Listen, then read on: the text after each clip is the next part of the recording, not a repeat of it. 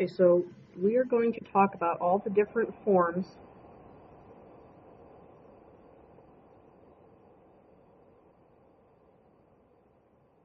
of linear equations. And each one serves their own purpose, just some are a lot more user-friendly than others.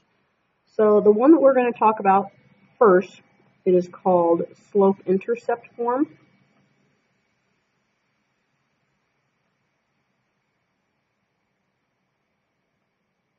And you've seen it before when we were talking about our functions. So we have y equals mx plus b, where y is all by itself.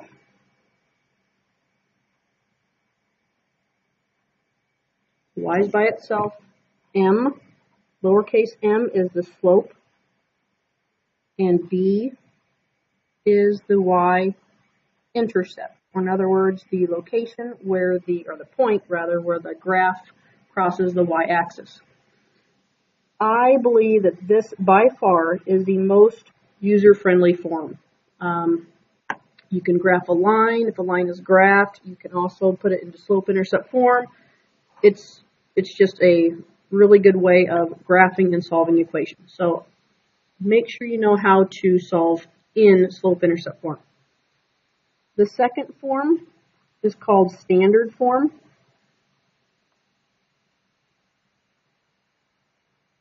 Standard form is ax plus by equals c.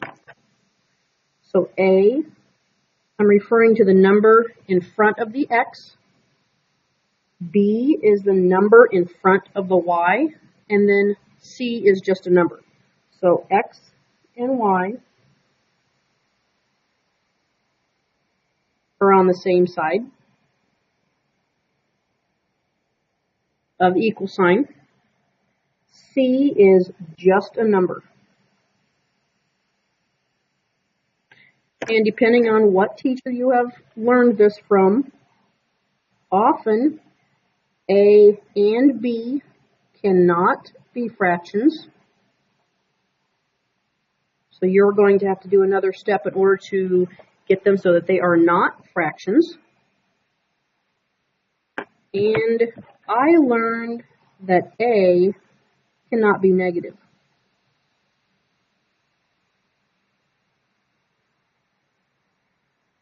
Okay, so kind of just quickly building on that idea.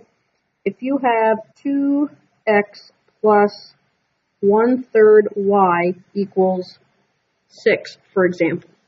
This is in standard form, however, b should not be a fraction. So we are going to do what's called clearing the fraction. So I'm going to multiply every term by the denominator of 3.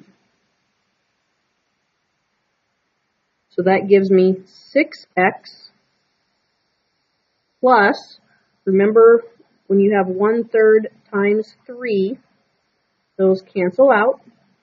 So it gives you a y equals 18. So now it is in standard form, like true standard form. And that's what you would want to do with that. The last form is not used very often at all. It is called point slope form. And it is y sub 1 minus y sub 2 equals m times the quantity of x sub 1 minus x sub 2. The reason why it's not used very often is honestly it comes straight from the slope formula. So if you think about this, this is point slope form. But if I were to divide both sides by this quantity,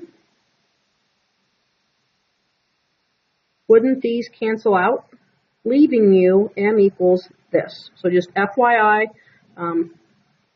make sure that you know that this is point slope form. Again, I'm not a big fan of it, but you need to be aware of it. Okay, those are the 3 forms for linear equations.